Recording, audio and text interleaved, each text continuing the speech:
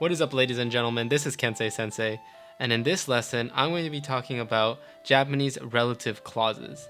Now, you may be wondering, what the heck is a relative clause? A relative clause is basically a subsentence that describes a noun.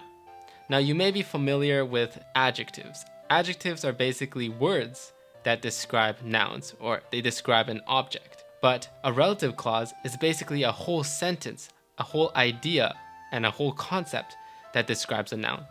Let's look at some examples. First, let's look at an English example. Last week, I bought an expensive car. Last week, I bought an expensive car. This is an example sentence that doesn't use a relative clause. Here, we're describing the word car using the adjective expensive. If we translate this in Japanese, it turns into 先週高い車を買った. And here, we're simply using the adjective 高い to describe 車. Now, let's reorganize this sentence and modify the noun in a different way. The car I bought last week was expensive. In this sentence, we're using a whole sentence or a whole sub-sentence in order to describe the object, the car. The concept or the idea I bought last week is what's describing the car. So let's look at the Japanese translation. 先週買った車は高かった. 先週買った車は高かった. Here, the relative clause or the sub-sentence that is describing the car is 先週買った. 先週買った is basically I bought last week, or the thing that I bought last week. And this sub-sentence is describing the car that we bought. 先週買った車は高かった. So as you can see, 先週買った is the sub-sentence that is describing the car that we bought, 車. Let's look at another example. 妻が作るお弁当が美味しかった. 妻が作るお弁当は美味しかった. This basically means the bento my wife made was delicious. First, let's identify the object that we are describing. It is the bento.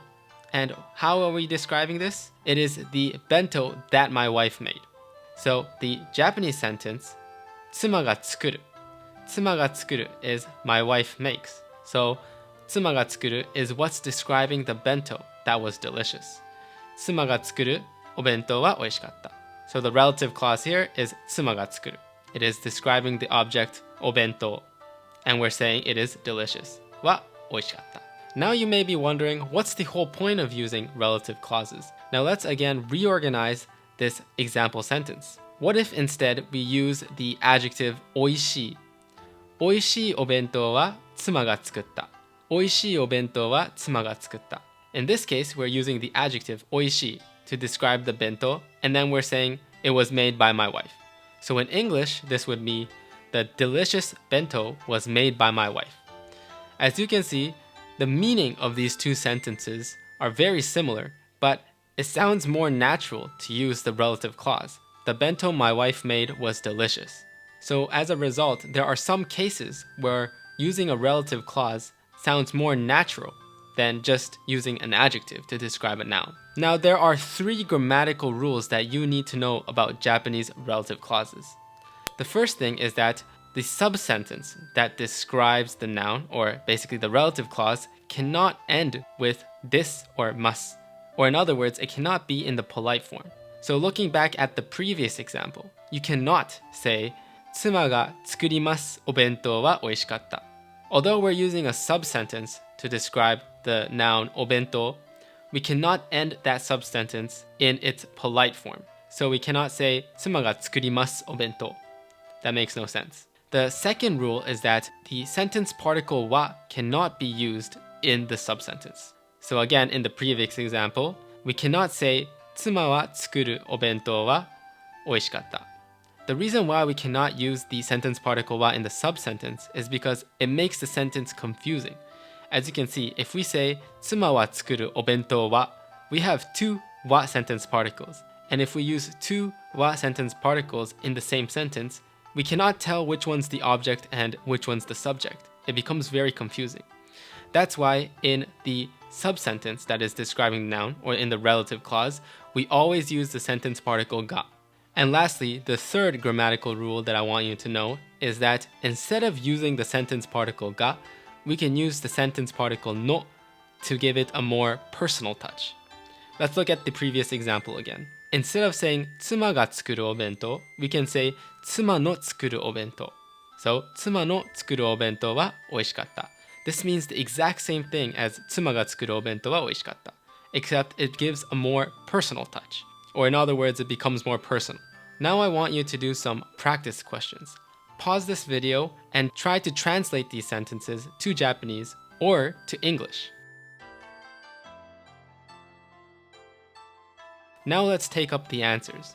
The first sentence that you had to translate was, the girl who is drinking tea is my friend. The girl who is drinking tea is my friend.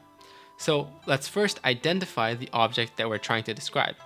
It is the girl. The girl is the object that we're trying to describe. And how are we describing it? We're using the subsentence drinking tea. Drinking tea in Japanese is お茶を飲んでいる. And we're using 飲んでいる, the ている form, because it is the present progressive. She is currently drinking. So we basically put the subsentence before the noun we're describing, which is the girl. お茶を飲んでいる女の子.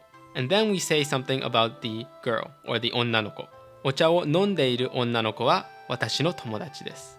お茶を飲んでいる女の子は私の友達です。Now let's look at the second sentence that I wanted you to translate. 気持ちを伝える勇気がない。気持ちを伝える勇気がない. Let's first identify the object that we're describing, or the noun that we're describing. In this sentence, we are describing yuki, which is courage. We are describing it with the subsentence 気持ちを伝える. 気持ちを伝える means to convey your feelings. So to translate this, it becomes I don't have the courage to convey my feelings. I know it seems confusing in English because we don't have this grammar, but I hope you can infer that the subsentence, conveying my feelings, is what's describing the courage that the person doesn't have. So to put it simply, being able to convey your feelings is the courage that the person doesn't have. It is what's describing the courage that the person doesn't have. So that's the end of the lesson. I hope you learned something new. And if you are able to use relative clauses in your Japanese sentences, you'll be able to convey more complex concepts. But in order to master this, you have to practice more. Like in this lesson, you can use a subsentence or a relative clause that describes a noun, or you can use an adjective instead and not use a relative clause. The two sentences should mean the same thing, but it is two different ways to express the same concept. If you enjoyed the video, make sure to like and subscribe. And if you're interested in meeting Japanese natives, make sure to check out my Japanese to English language exchange server. But until next time, mata ne!